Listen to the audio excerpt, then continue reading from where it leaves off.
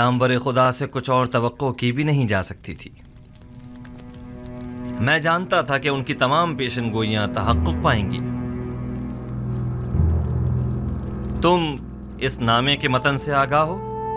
جی جناب فرما روا، 5 سال قبل اسی دربار میں خدمت جناب آخناتون میں جناب یوزارسیف نے فرمایا تھا کاہنان گندم کی ذخیرہ اندوزی سے خود اپنی ہی شکست کے لیے راہ ہموار کر رہے ہیں۔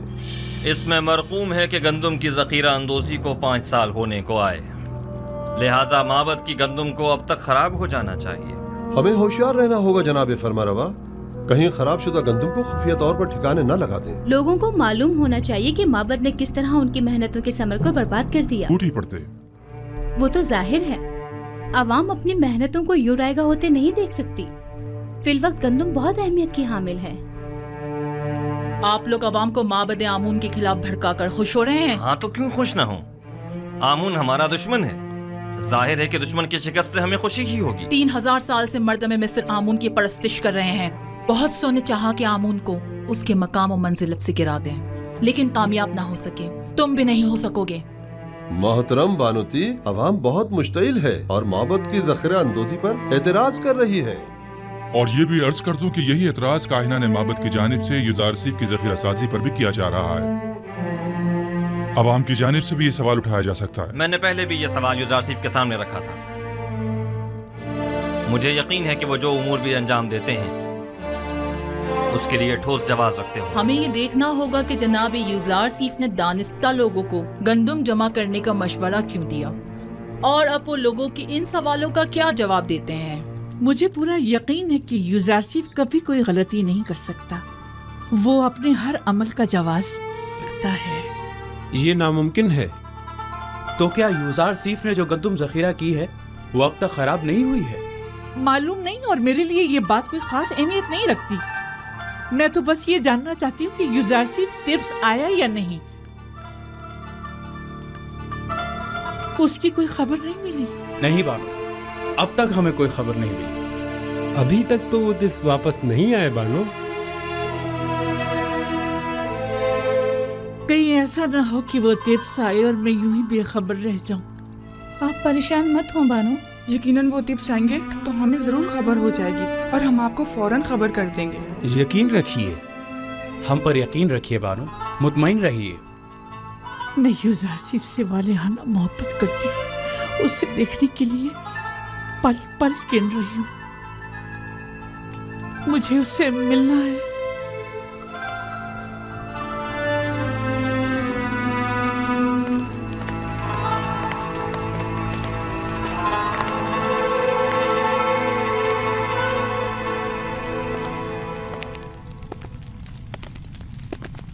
تو آپ منفیس کے سفر کا ارادہ رکھتے ہیں؟ اگر جناب فرما روا اجازت فرمائے۔ ہمیں جناب یوزارسیف کی بہت یاد آ رہی ہے۔ انہیں طبس کے تمام احوال بتائیے گا اور ہمارا پیغام دیجیے گا کہ فوراً طبس واپس آ جائیں۔ جی ہاں، نہایت ضروری امر۔ کہیے گا کہ جناب فرما روا نے انہیں یاد فرمایا ہے، لہٰذا فوراً طبس واپس آ جائیں۔ اطاعت عالی جناب۔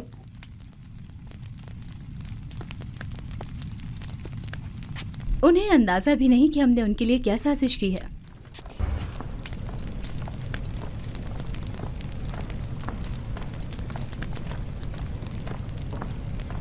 یار بے وفا، یہ ہے رسم دوستی۔ خداوند جناب آخناتون کو سلامت رکھے۔ میں جناب فرما رواہی کے فرامین کی بجاوری میں مشغول تھا۔ کون فرما روا؟ کیسے فرامین؟ یہ تو وہ ذمہ داری ہے جو آپ کے خدا نے آپ کو سونپی ہے، نہ کہ میں نے۔ فرما روا حقیقی تو وہ ہے، اور وہی ہے جس نے آپ کو مردم مصر کی نجات کے لیے بھیجا ہے۔ اور ہمارے بنا روز کیسے ہیں؟ درود بر عزیز مصر جناب یوزارسیف۔ تعجب کی بات ہے، جناب یوزارسیف کو اپنے قدیمی دوست اب تک یاد ہیں۔ بھول جانا ہمارا شیوا نہیں، حاضر خدمت ہوں تاکہ کہیں بھلا نہ دیا جاؤں۔ میں یہاں اس لیے آیا تھا تاکہ تمام امور کی گزارشات پیش کر سکوں۔ یقیناً گوداموں کی تعمیر اور گندم کی ذخیرہ سازی سے متعلق مسائل ہوں گے، یا شاید ضرورت مندوں اور کاشتکاروں سے متعلق، اور یا پھر کاہنان معبد اور ان کی سرکشیوں سے متعلق۔ ایک ذمہ دار شخص کو ذمہ داریوں کے انجام دہی کے سوا اور کیا کام ہو سکتا ہے؟ بلا شبہ یہ بہت اہم مسائل ہیں۔ مصر کے ان مسائل کو بعد کے لیے اٹھا رکھیں، فی الحال ہم نے آپ کو کسی اور مقصد کے تحت یہاں بلایا ہے۔ لیکن مجھے تو گندم کی ذخیرہ سازی اور کاہنوں کی سازشوں سے متعلق بہت کچھ ہے جو آپ کے گوش گزار کرنا ہے۔ مجھے یقین ہے کہ آپ نہ صرف مصر کو درپیش مسائل سے بخوبی نمٹ سکتے بلکہ کاہنوں اور ان کی سازشوں سے بھی۔ ویسے بھی ان امور پر بعد میں بات کی جا سکتی ہے۔ آپ آمون اور اس کے معبد کے لیے منصوبے بنائیے اور میں اور اخناتون آپ کے لیے۔ خود کو زیادہ زحمت میں مت ڈالیں، ہم نے فیصلہ کیا ہے کہ آپ کو اس مجردی اور تنہائی کی زندگی سے نجات دلائیں۔ اچھا، تو اصل بات یہ ہے اب تک میں نے شادی کے حوالے سے سوچا نہیں۔ ہمارا مشورہ ہے کہ اب آپ اس کے بارے میں ضرور سوچیں۔ آسنات دختر آتون سس، یکتا پرستوں کے کاہن، معبد آتون کے کاہن اعظم، ان کی بیٹی ایک اچھی اور خوبصورت لڑکی ہے۔ تو ناچیز کو منفیس سے فوری طلب کرنے کی وجہ یہ تھی۔ آپ آج ہی معبد آتون کے کاہن اعظم جناب آتون سس کے پاس جائیے اور ان کی بیٹی آسنات کو دیکھ لیجیے۔ اتنی جلدی بھی کیا ہے؟ کیوں نہ ہو، آسنات خوبرو بھی ہے اور یکتا پرست بھی۔ بالکل۔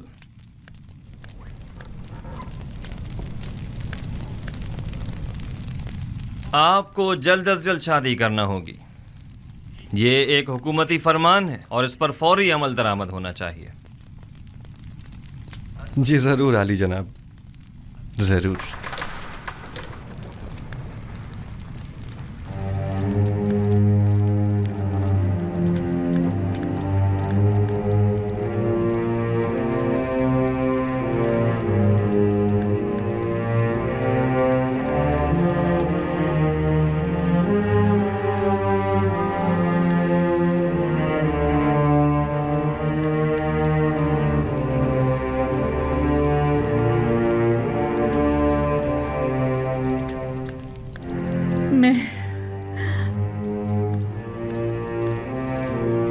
میں بوڑھی اور پشمردہ ہو گئی ہوں، ہے نا؟ میں نے چہرے اور پیشانی کی جھریاں دیکھی، بدصورت ہو گئی ہوں، ہے نا؟ لیکن آپ کے چہرے پر اب بھی بزرگی اور وجاہت کے آثار ہیں۔ تو کیا یوزارسیف میری طرف دیکھنا پسند کرے گا؟ آپ اب بھی مہربان اور چاہے جانے کے قابل ہیں بانو، پریشان مت ہوئیے۔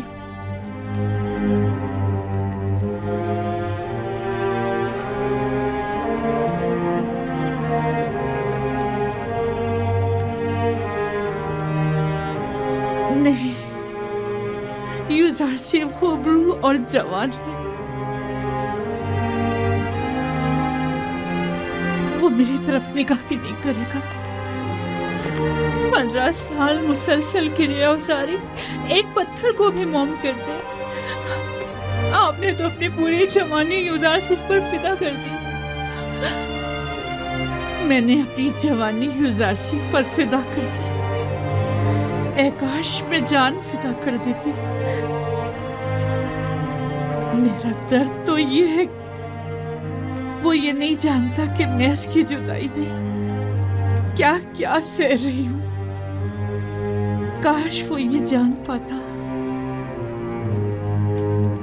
اے کاش وہ یہ جان جاتا،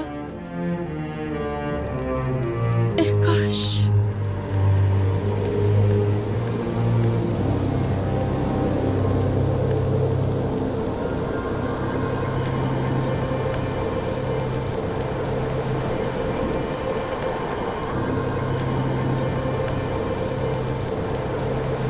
یوزارسیف میری مدد کرو، میری مدد کرو، میری مدد کرو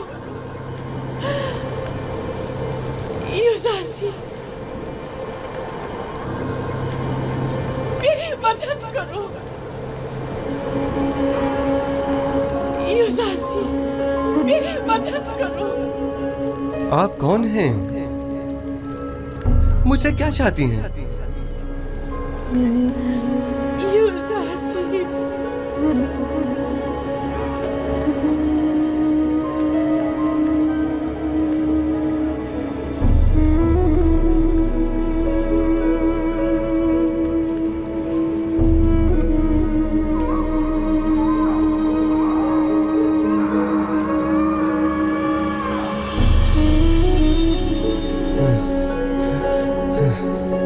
عورت کون تھی اور مجھ سے کیا چاہتی تھی؟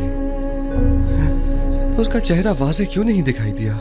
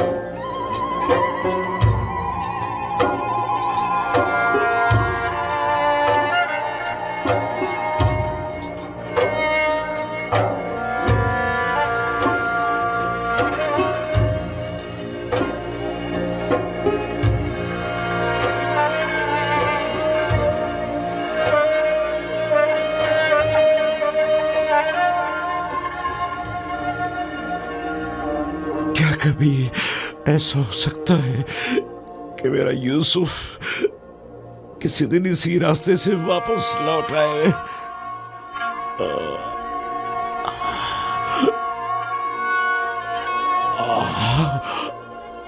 خدا بندہ مجھے میرا یوسف واپس لوٹا دے۔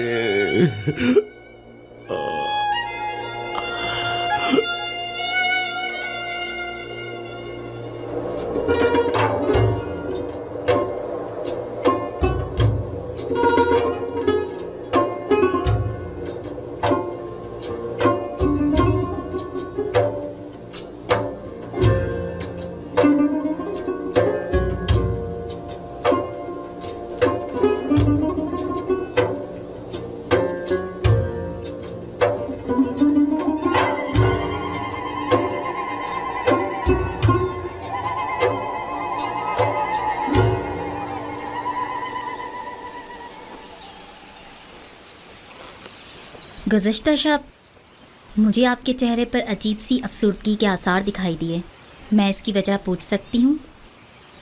باپ کی دوری کی وجہ سے۔ کاش آج وہ میرے پاس ہوتے۔ تقریباً 30 سال ہونے کو آئے میں ان سے دور ہوں اور ہر روز میری روح ان کی جانب پرواز کرتی ہے۔ مگر وہ کہاں ہیں؟ آپ ان سے ملنے کیوں نہیں جاتے یا انہیں اپنے پاس کیوں نہیں بلا لیتے؟ دراصل میرا کنان سے تعلق ہے اور یہاں سے 1 ماہ کی مسافت ہے۔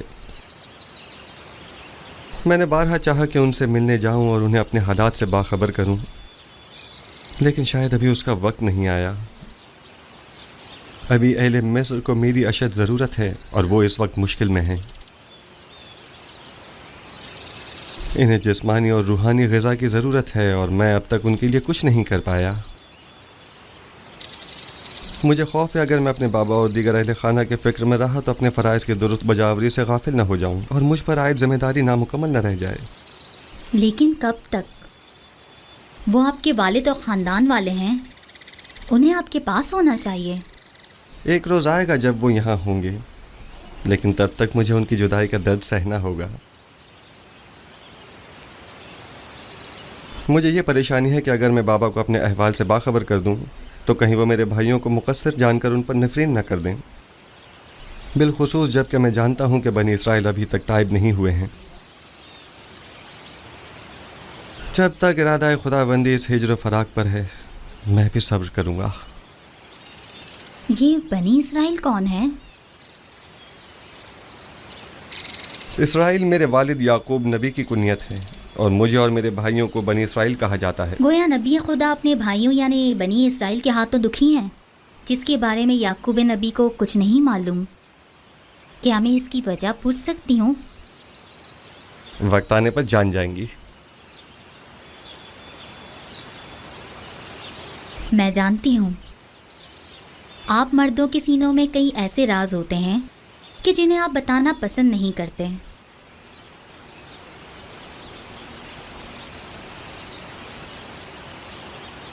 میں اس سوال کی بابت آپ سے معذرت چاہتی ہوں۔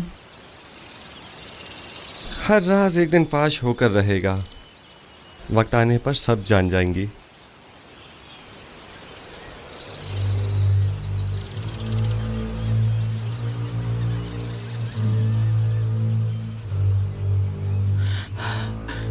برسوں پہلے میں نے آپ سے کہا تھا کہ ایک ساحر محبت نے پیشن گوئی کی تھی کہ یوزارسیف آپ کے مستقبل اور ایمان کے لیے خطرہ بن جائے گا۔ یوزارسیف بھول جائیں، میں نے بارہا یہ بات آپ سے کہی، لیکن آپ نے کوئی توجہ نہیں دی۔ آپ نے پوری زندگی یوزارسیف کی خاطر ضائع کر دی، لیکن کیا حاصل کو بھول جائیں، کچھ اپنی فکر کریں۔ میری زلیخا کا خیال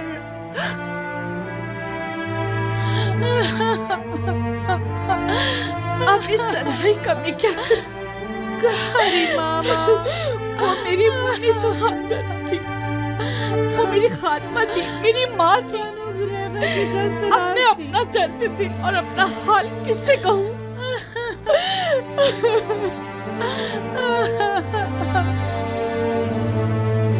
صبر کیجیے بہنوں، آپ کو خداؤں کا واسطہ صبر کیجیے۔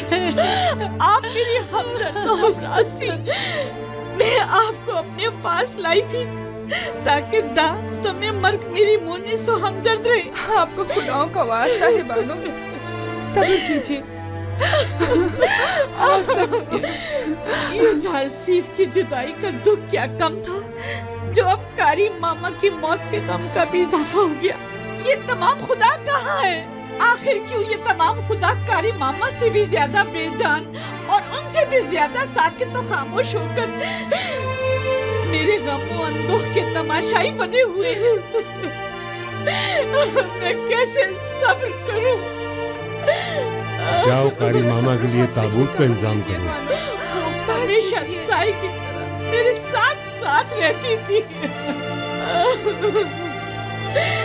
میں راتوں کو آرام سے سویا کرتی تھی اور وہ ایک ماں کی طرح جاگ کر میرا خیال رکھا کرتی تھی۔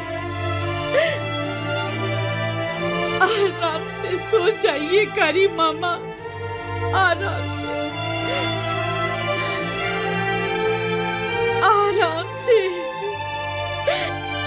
अब आपको जुलेखा की कड़वी किसी भी बातें सुनने को नहीं मिलेगी।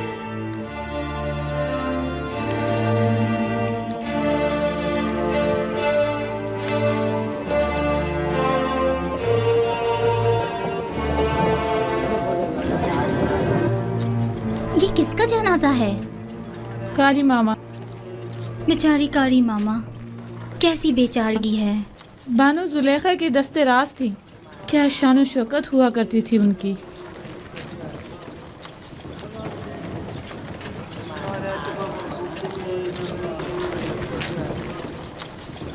यानी कस्र में अब कोई भी नहीं रहा। मेरा भी यही ख्याल है। बेहतरीन मौका है, हमें चलकर देखना चाहिए।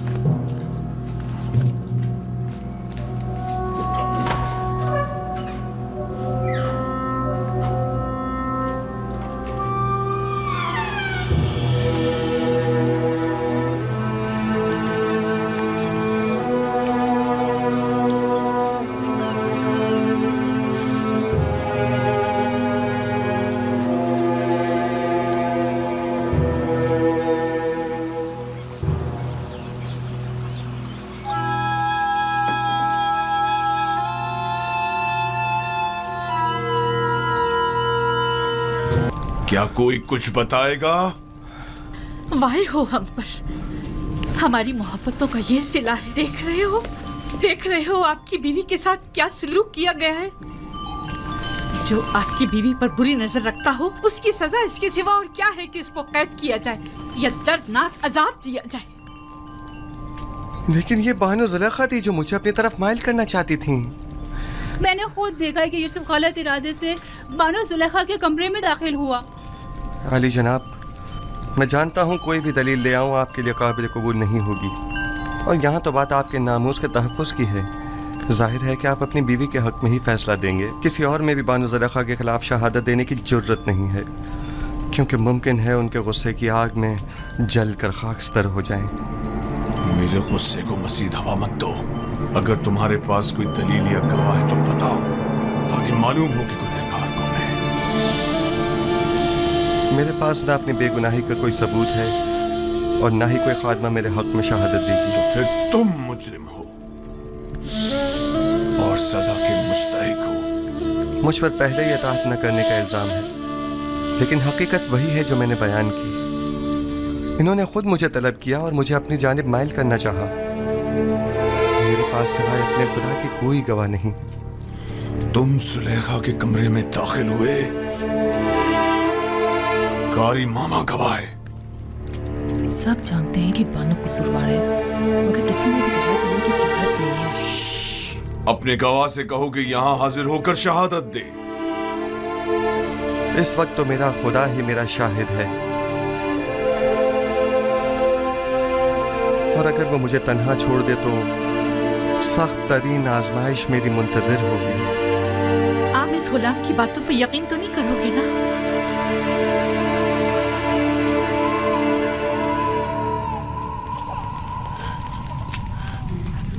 अगर तुम अपनी बेगुनाही साबित न कर सके तो अभी इसी लम्हे अपनी जान से हाथ धो बैठोगे।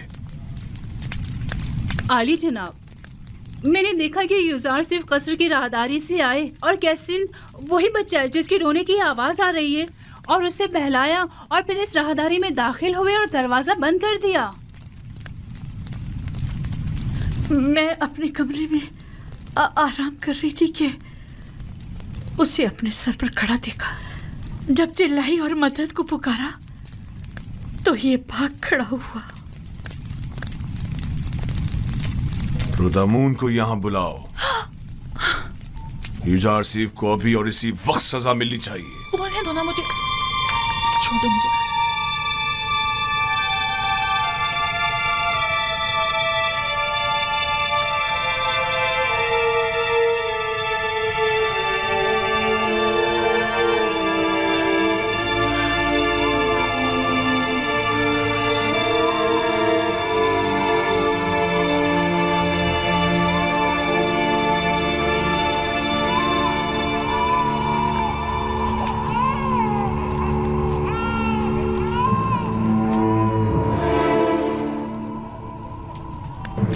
मेरा शाहिद है।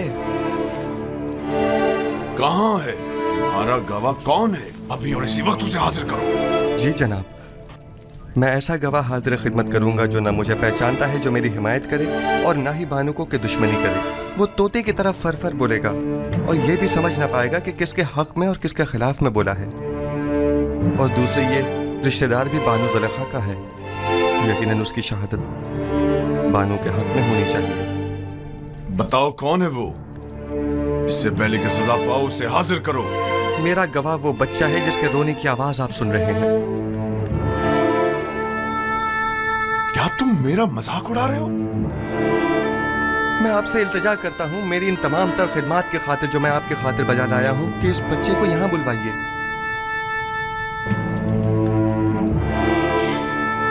एक नौज़ायदा बच्चा गवाही देगा? वो छोटा बच्चा? इसमें कोई कबाहत नहीं, कहीं के लेकर आए।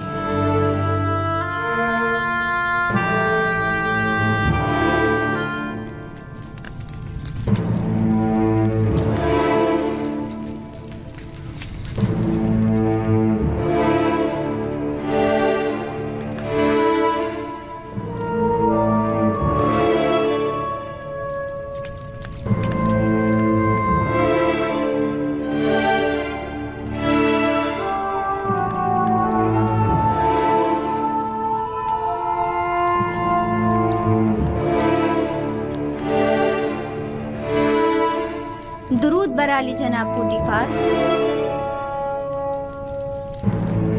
ये रही मेरी फूफीज़ा सकीना और ये है कसीम। कहो कि गवाही दे। कैसीन, कलाम करो। जो कुछ मेरे खुदा ने तुम्हें सिखाया है बोलो।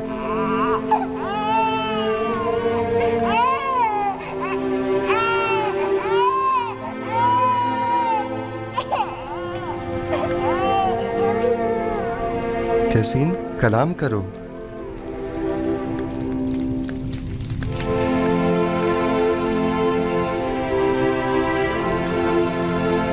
बाहुकुम खालिक यकता उसका कलाम बयान करता हूँ। अगर कुर्ता सामने से फटा हुआ हो तो बानू बेगुनाह और यूसुफ गुनाहगार है, और अगर उसका कुर्ता पीछे से फटा हुआ हो तो बानू कसूरवार और यूसुफ बेगुनाह है।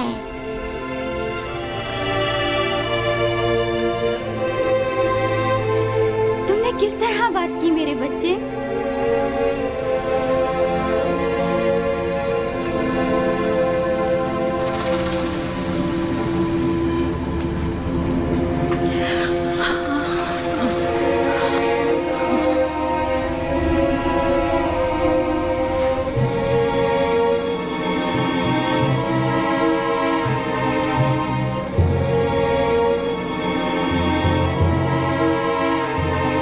अपने आंसुओं से मुझे फरेब देना चाहती थी?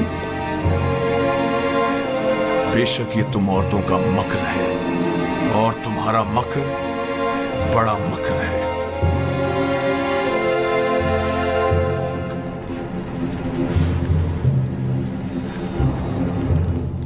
मैंने तुम पर जो तोहमत लगाई उसकी बाबत माफी चाहता हूं। उम्मीद है कि तुम मुझे और जुलेखा को माफ कर दोगे और इस माजी को हमेशा के लिए इसी हिरासत में रखोगे।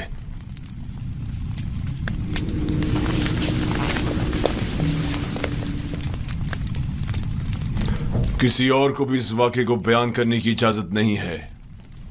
अगर किसी ने इस वाक़े को बयान किया तो वो सख्त सजा का मुस्तहिक होगा। अब जाओ।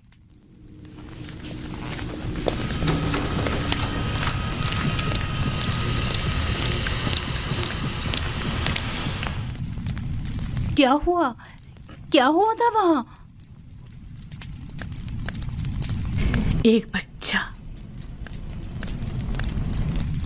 कसीन सितीना का बेटा, वो बोल उठा और तमाम वाकया खोल कर रख दिया।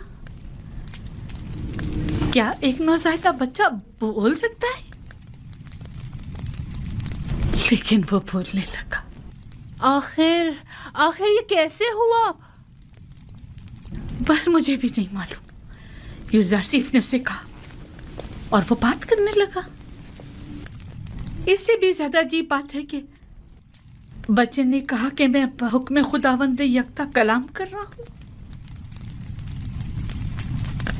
ये तो जादू है। अगर इसमें हकीकत भी हो तब भी ये जादू से ज्यादा कुछ भी नहीं। यूजारसीफ ने ना सिर्फ साकिनीन कसर पर बल्कि उस बच्चे पर भी जादू कर दिया। किसी को मेरे खिलाफ शहादत देने की जुर्रत ना थी सिवाय इस बच्चे के। ये तो जादूगरी है।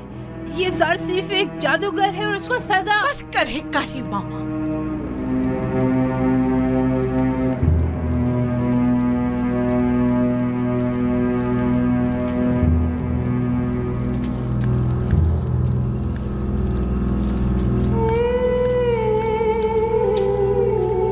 क्या ये दरवाजे मुकफ्फल न थे? फिर वो कैसे भागा? हैरानी तो यही है, उसने इन दरवाजों को हाथ तक नहीं लगाया मगर दरवाजे खुलते चले गए खुद ब खुद। मैंने नहीं कहा कि वो एक जादूगर है। जादूगर नहीं, मैंने उसे बचपन से पालकर बड़ा किया। वो किसी जादूगर और साहिर के पास नहीं गए। तो फिर ये दरवाजा, ये बच्चा,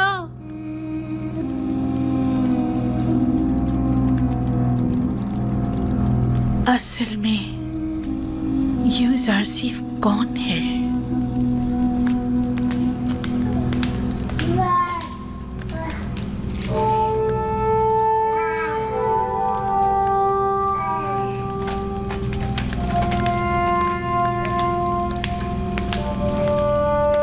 सकीना, सतीना,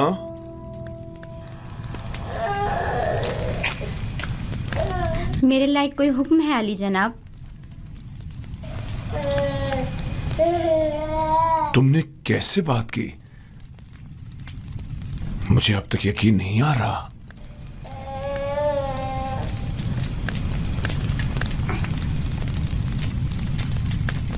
तुम यहां क्या कर रही हो? क्यों आना हुआ था? मैं मिनफी से बानो जुलेखा से मुलाकात के लिए आई थी। मुझे मालूम ना था ये वाकया पेश आ जाएगा, वगरना हरगिज ना आती। तुम अपनी मामूजात जुलेखा से मिलने आई हो, इसमें क्या कबाहत है? बल्कि मैं तुम्हारा और तुम्हारे बेटे का मशकूर हूं। अगर तुम लोग ना होते तो जुलेखा के फरेब में आकर एक शरीफ और मासूम जवान के खून से मेरे हाथ रंग जाते।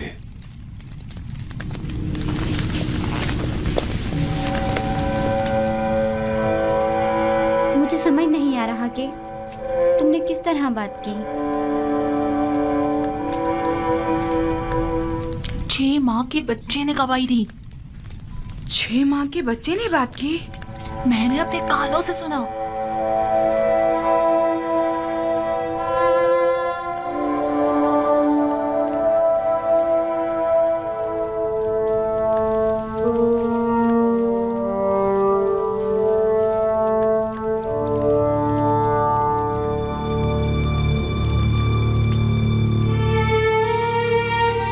अगर ये खबर तमाम जगह फैल गई तो क्या करेंगे?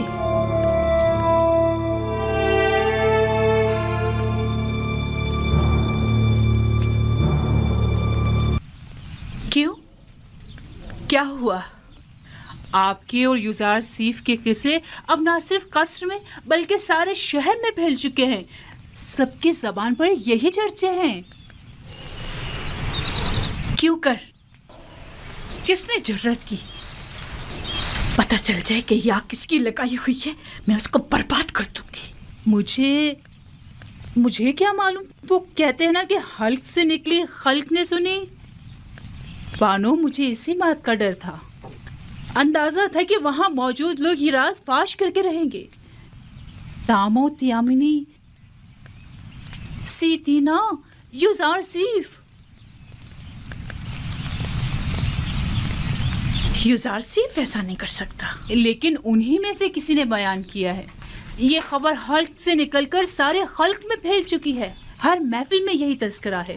सभी आपको हवस परस्त और एक गिरी हुई औरत समझते हैं। वो खुद जिनका शोहरा शहर भर में रहा और जिनकी बदनामी और रुसवाई के चर्चे ज़बान ज़दे खासो आम में रहे, वो आज पाकदामनी का दम भर रही हैं और जुलेखा को गिरी हुई औरत समझ रही है। उन सबकी रुसवाइयाँ तशतशबाम नहीं हुई थी। जाहिर है कि वो अपने अपने किरदार की बदसूरतियों को जुलेखा की जिल्लत और रुसवाई की आड़ में छुपाएंगी। मैं उन्हें सब लोगों के सामने ऐसा आईना दिखाऊंगी, ऐसा सबक सिखाऊंगी कि वो मारे शर्म के कहीं मुंह दिखाने के काबिल नहीं रहेंगी। मैं उन्हें साबित करूंगी कि उनमें से हर एक अगर मेरी जगह होती, इससे कहीं ज्यादा नंगो आर का बाइस बनती। अब तो ये खबर काहिन आज़म आँख माहू तक भी पहुंच चुकी है और सुना है कि वो बहुत ज्यादा गुस्से में है। खुदायान मुझ पर रहम करें। मुझे यकीन था कि वो मुझे जलील और रुस्वा करने के लिए यहाँ जरूर आएंगे। दुरुस्त फरमाया। आज ही आली जनाब आँख माहू यहाँ पहुँच रहे हैं। मैं उनका सामना कैसे करूंगी? ऐ मौने बुजुर्ग, मेरी मदद फरमा। वो तो बड़े खुश हुए होंगे ना? नहीं नहीं, आप गलत समझ रहे हैं। बल्कि आली जनाब आँख माहू तो बहुत ज्यादा परेशान थे। बहुत खूब, बहुत खूब। जरूर तशरीफ लाएं, हमें खुशी होगी। अब आप जा सकते हैं।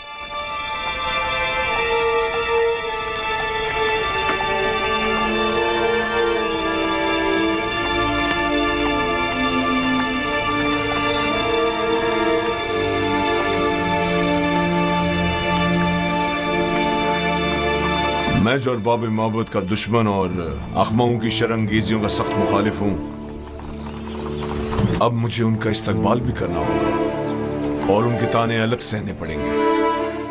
अगर तुमसे बेतहाशा मोहब्बत होती तो तुम्हें संगीन सजा देता। अगर तुम सिर्फ मेरी बीवी होती तो मैं तुम्हें जल्लाद के हवाले कर देता। लेकिन अफसोस तो यह है कि तुम आमून की बीवी भी हो। तुमने आमून से भी दगा की है और इसके लिए तुम्हें कुर्बानी देनी चाहिए और उससे अपनी गलती की माफी मांगनी चाहिए।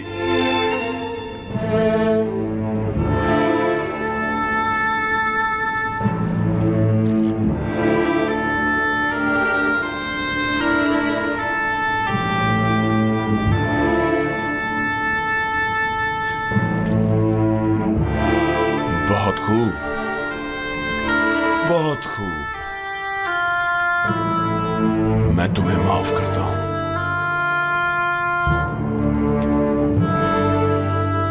और उम्मीद करता हूं कि आमून भी तुम्हें बख्श दे।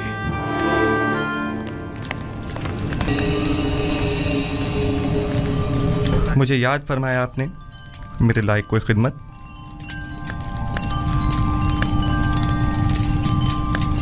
ज्यादा जहमत नहीं दूंगी। सिर्फ ये चाहती हूँ कि कल की दावत में बेहतरीन जामा से बेतन करके और ख़ुद को आरास्ता करके और जिस वक्त मैं कहूँगी वारिद महफिल होना और फलों से भरी तश्तरी मेरे सामने रखकर लौट जाना। क्या मेरी ये ख्वाहिश पूरी कर सकते हो?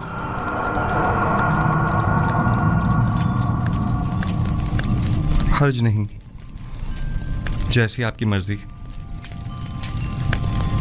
अब तुम जा सकते हो।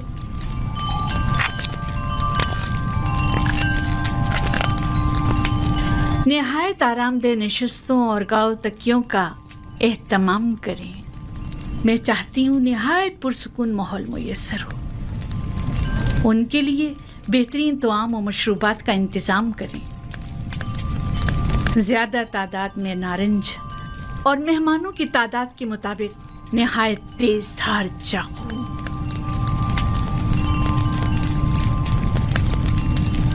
मैं आली जनाब पोतीफार का कुछ वक्त ले सकती हूँ? क्या कहना चाहती हैं? मैं अपनी बेगुनाही साबित करना चाहती हूँ कि जितना कसूरवार आप मुझे समझ रहे हैं उतनी नहीं हूँ। बजाय इसके कि अपनी गुनाहों की तौजी पेश करें, कोशिश करें कि अपनी गलती का इतराफ करके अपनी इस्लाह करें। आपको ज्यादा ज़हमत नहीं दूंगी, सिर्फ इतनी गुजारिश है कि चंद लम्हों के लिए मेहमान खाने में पसे पर्दा खड़े होकर तमाम वाक़यात का बज़ाते खुद मुशाहिदा करें। वाक़यात? मैंने फैसला किया है कि अपनी खोई हुई हैसियत और वक़ार को बहाल करूं। क्या आप मेरी गुजारिश कबूल करेंगे? ठीक है, कोशिश करूंगा।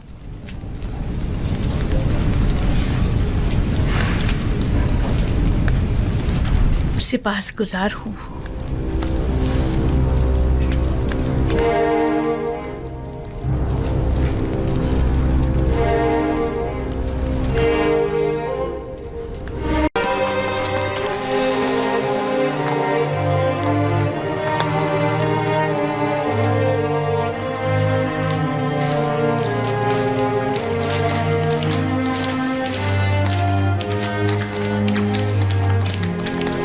जाओ जुलेखा को बुलाओ।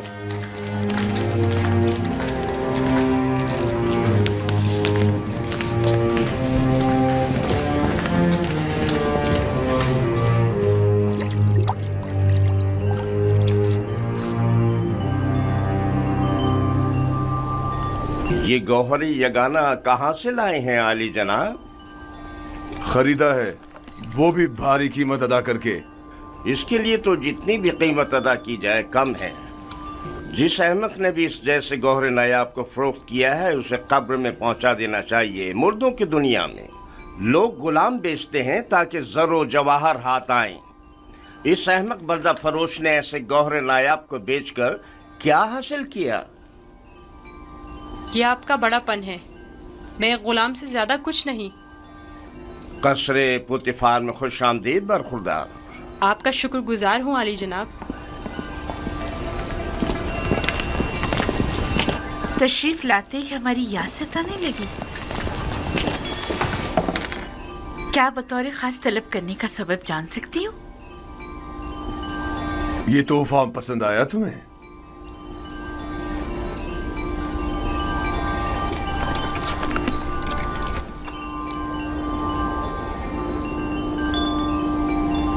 मैंने इस बच्चे को पहले कहीं देखा है, आलम में ख्वाब में या फिर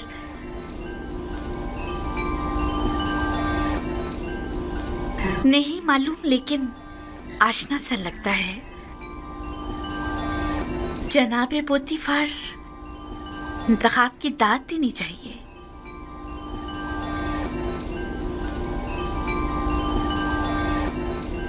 ये बच्चा वाकई बहुत खूबसूरत है जनाब पोतीफार, लाजवाब है। क्या नाम है तुम्हारा? यूसुफ। यूसुफ ये नाम या तो अरामी है या फिर इब्रानी। मैं इब्रानी हूँ। शाम में वाक़े शहर कनान का रिहायशी। इन लोगों का मशगला भेड़ बकरियां चराना है। यूसुफ, हाँ यूसुफ। नहीं, मुझे ये सहरा नशी बद्दू कबाइल के नाम पसंद नहीं, बिल्कुल नहीं। अगर आपकी इजाजत हो तो इसके लिए किसी मिस्री नाम का इंतखाब करें। ये बच्चा तुम्हारे लिए मेरी तरफ से तोहफा है, सो जिस नाम से चाहो पुकारो। मैं जनाब पोतीफार की निहायत मशकूर हूँ। अगर इजाजत मरहमत फरमाए तो बंदे की नजर में एक मिस्री नाम है। कहो। एक नाम जो यूसुफ से मिलता जुलता है, युजारसीफ। युजारसीफ बुरा नहीं। युजारसीफ, बल्कि बहुत ही अच्छा है। आज से तुम्हें युजारसीफ कह के बुलाएंगे, राजी हो? अगर आपको पसंद है तो मैं भी राजी हूँ। मैं चाहता हूं कि आप लोग युजारसीफ का इज्जत और एहतराम बचा लाएं। शायद ये हमारे लिए मुफीद साबित हो और मुमकिन है कि मुस्तकबिल में हम इसे बतौर अपना वली अहद इंतखाब कर लें। क्यों नहीं, युजारसीफ से बेहतर और कौन होगा।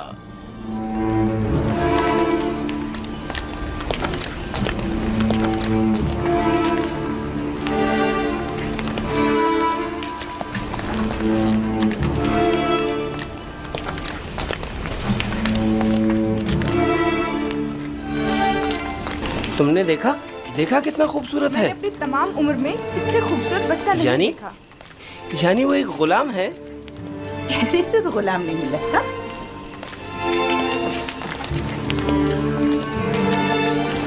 ये तुम्हारा कमरा है, पसंद आया?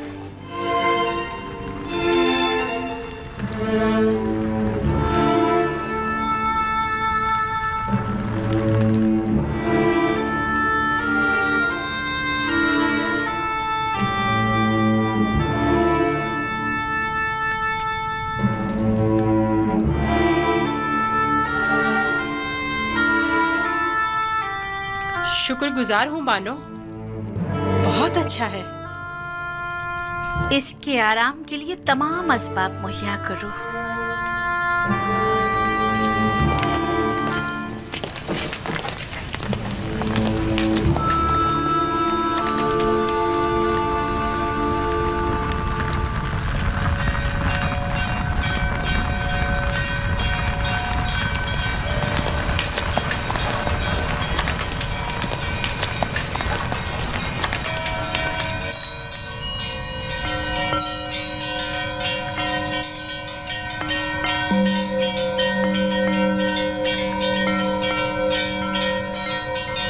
परवरदिगारा, मैं तेरा शुक्र अदा करता हूँ, तूने मुझे गुलामी से निजात देकर आराम और आसाइश की जिंदगी अता की। ऐ यूसुफ, इस तरह खुदा ने तुम्हें अज़मत व करामत और जाह मर्तबा अता किया, तुम्हें कुएं की गहराइयों से ओजे कमाल पर पहुंचाया और तुम्हें इल्म ताबीर ख्वाब और अहदीस अता किया कि अब तुम मुअब्बरान से ज्यादा उनके इल्म और ज़बान से वाकिफ हो और किसी भी उस्ताद की जरूरत से बेनियाज हो।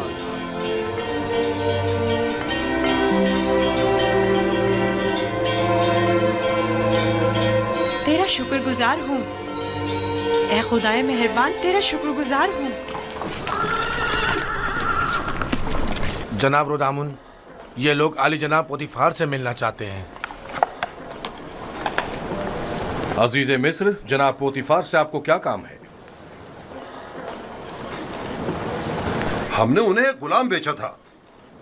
उन्हें बताइए कि मालिक जिससे कल एक गुलाम खरीदा था वो आया है। मैंने पूछा काम क्या है? कुछ सिक्के उनकी तरफ से इजाफी आ गए हैं, वो हम सिर्फ उन्हें ही देंगे।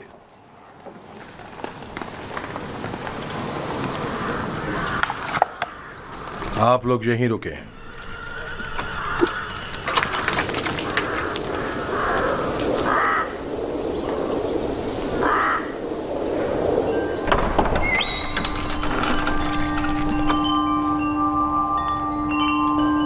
क्या हुआ रुदामून? एक ताजिर जिसने आपको कल एक गुलाम बेचा था शर्फ बारियाबी चाहता है।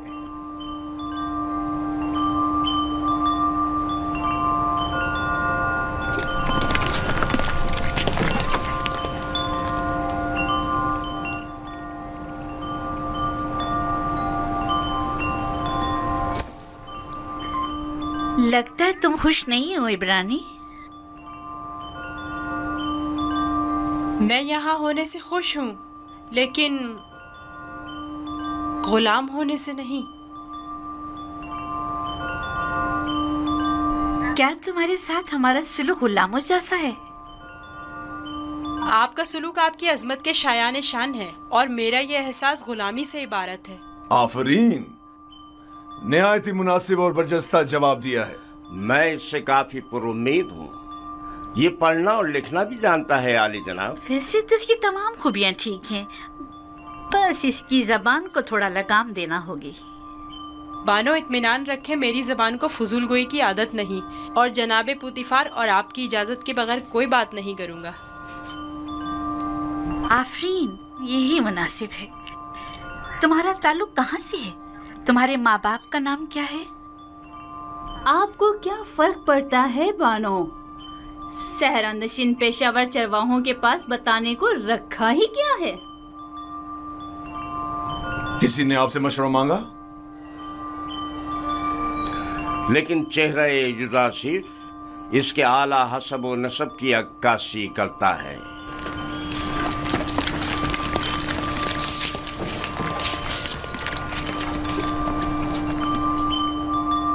کیا ہوا تاجر؟ کہیں پشیمان تو نہیں ہو گئے؟ جی نہیں، اس سے پہلے کہ اپنے آنے کا سبب عرض کروں، اجازت چاہتا ہوں خلوت میں چند لمحے یوسف کے ساتھ آخری بار وداع کر لوں۔ سمجھتا ہوں یوزارسیف کے ساتھ رہ کر ایک دلی تعلق پیدا ہو جاتا ہے۔ ساتھ والے کمرے تک ان کی رہنمائی کرو۔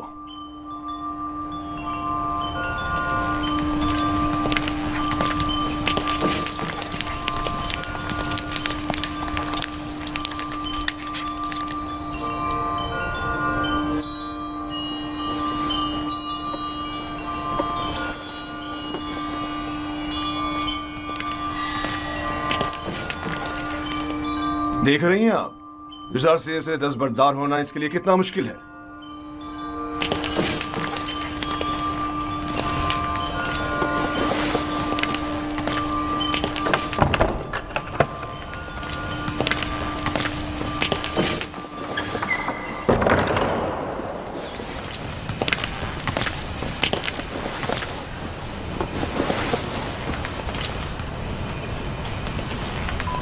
میں آیا ہوں تاکہ تمہارا نام و نشان معلوم کروں۔ جب تک بتا نہیں دیتے میں لوٹوں گا نہیں۔ بتایا تو میں فرزند نہیں، یہ تو پہلے بھی سن چکا ہوں۔ تمہیں خدا یکتا کی قسم اپنے نام و نشان بتا کر میری بے قراری کو دور کرو۔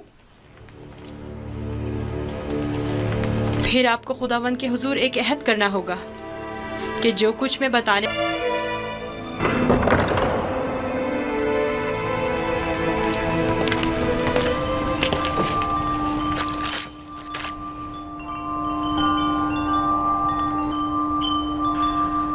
میں عالی جناب بوتیفار عزیز مصر سے نہایت معذرت چاہتا ہوں اور مجبور ہوں کہ عالی جناب سے تنسیخ معاملہ کروں۔ بندہ یوسف کو نہیں بیچ رہا۔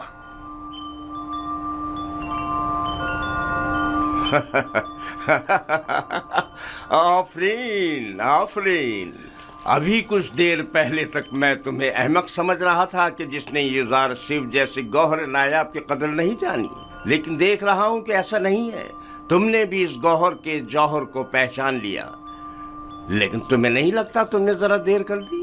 یہ تو تمہیں بیچنے سے پہلے سوچنا چاہیے تھا، اب بہت دیر ہو چکی ہے۔ عالی جناب، میں اپنی تمام تر جمع پونجی یوسف کا عوض دینے کو تیار ہوں۔ التجا کرتا ہوں کہ یوسف مجھے لوٹا دیں۔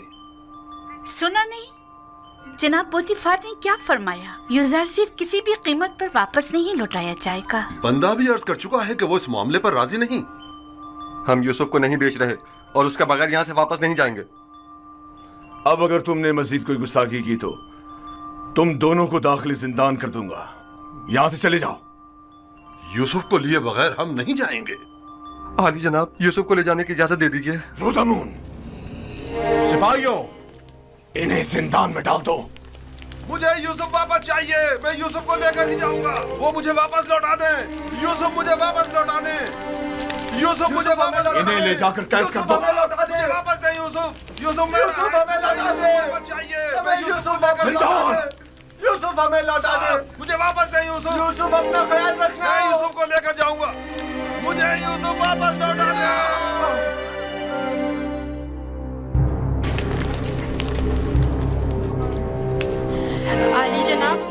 انہیں معاف کر دیں، انہوں نے میری خاطر خود کو خطرے میں ڈالا ہے۔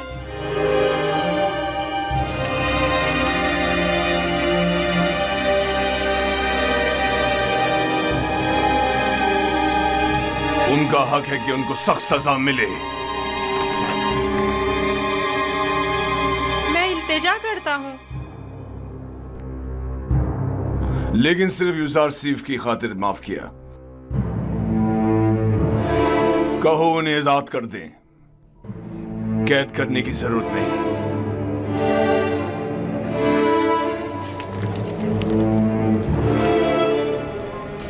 یوزار سیف، تمہارے پاس ایسا کیا ہے جو یہ بردہ فروش اپنی تمام زندگی تم پر نچھاور کرنے کو تیار ہے؟ کیا بتاؤں بانو، میرے پاس اپنا تو کچھ نہیں ہے۔ یوسف جیسے لاچار کے پاس اور ہو بھی کیا سکتا ہے؟ اس حساب سے تو اب یوزار سی پر ہمارا کوئی احسان نہیں رہا، کیونکہ ہم نے اس کی جو بھی قیمت ادا کی تھی وہ ہمیں واپس مل گئی۔ میں احسان فراموش نہیں ہوں، میں آپ کی محبتوں کو درہم و دینار کے پیمانے میں نہیں تولوں گا۔ میں اس بیش قیمت ہدیے کے لیے آپ کی شکر گزار ہوں۔ کاری ماما، یوزار سیف کو نہلا دھلا کر اور لباس نو زیب تن کرا کے میرے پاس لے آئے۔ اطاعت مانو محترم۔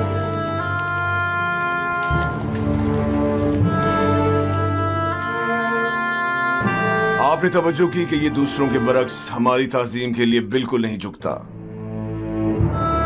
کوئی بات نہیں، آہستہ آہستہ سیکھ جائے گا۔ میرا خیال ہے کہ اس کا عدم تعظیم ارادتاً ہے۔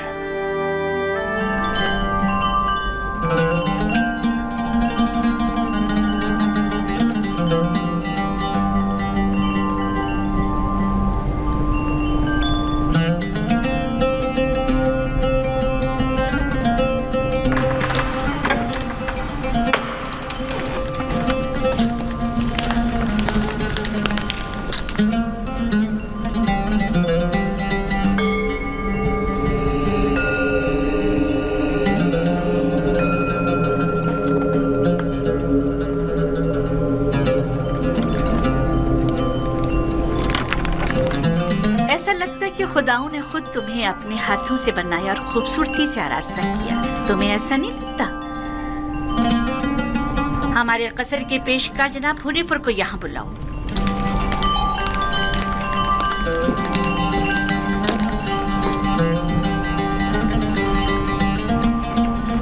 اس نے یہ اپنے لباس کے نیچے چھپایا ہوا تھا۔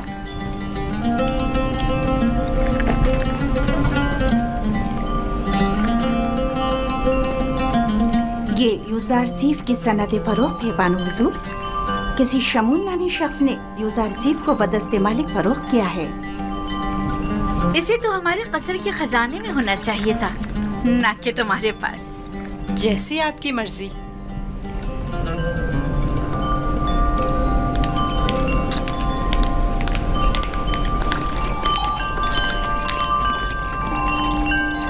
بانو حضور، یوزار صرف آپ کے سپرد ہے۔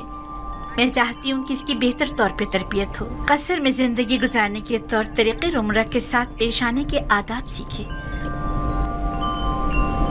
امید ہے کہ ہمارے قصر کے لائق فائق پیشکار بطور احسن اس ذمہ داری سے عہدہ برا ہوں گے۔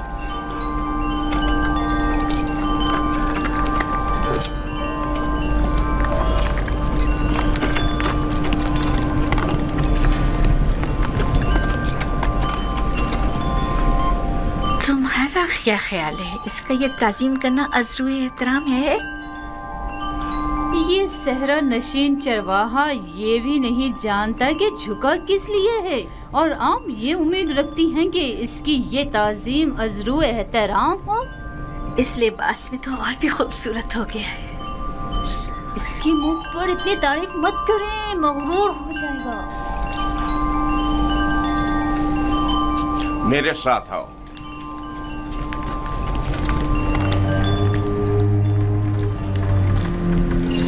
یہ کمرہ جو دیکھ رہے ہو، یہ زلیخا اور پوتیفار کے نہایت ہی قریب اور عزیز ترین مہمانوں کے لیے مختص ہے۔ इस कमरे तक आने के लिए इन 7 दरवाजों से जहां से हम गुजर रहे हैं गुजरना पड़ता है। इन 7 दरवाजों पर मजबूत कुफ्ल लगे हुए हैं कि अगर ये दरवाजे मुकफ्फल हों तो किसी को इस कमरे में आमद और रफ्त की मजाल नहीं। इन दरवाजों की चाबी सिर्फ बानो जुलेखा के पास होती है। और ये हमारे कसर का खूबसूरत तरीन मंजर है। और यहाँ से हमारे मिस्र के सबसे बड़े दरिया नील का बखूबी नज़ारा किया जा सकता है। और इस तरफ मगरिब की जानिब शहर खामोशा नजर आ रहा है। मेरे साथ आओ।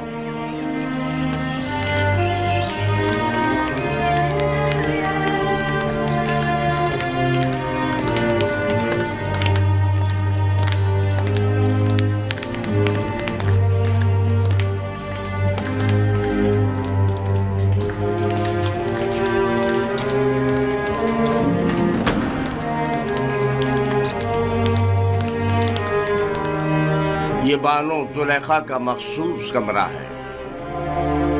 वो एक मगरूर और मुतकब्बिर अशराफजादी है। ख्याल रहे कभी भी इनके हुक्म से रूगर्दानी मत करना।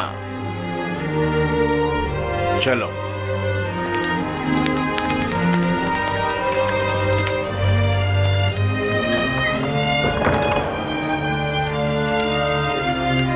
ये जनाब पुतिफार की इस्तराहत गाह और किताब खाना है।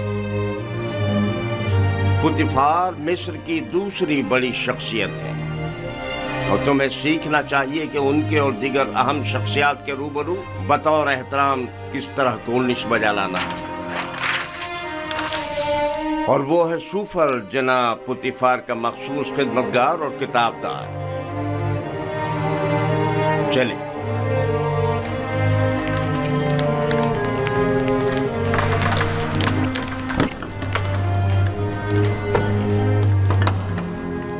ये जनाब पुतिफार और बानो जुलेखा के खाना खाने का मखसूस कमरा है।